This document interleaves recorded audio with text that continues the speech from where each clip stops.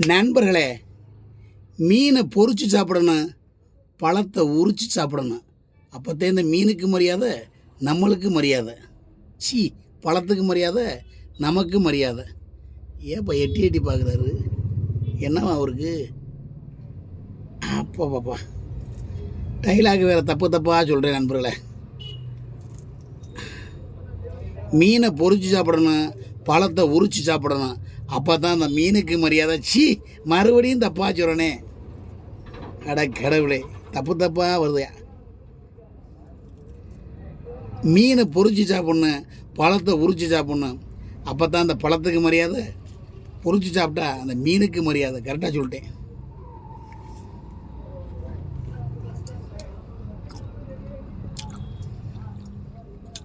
செம்ம டேஸ்ட் போல.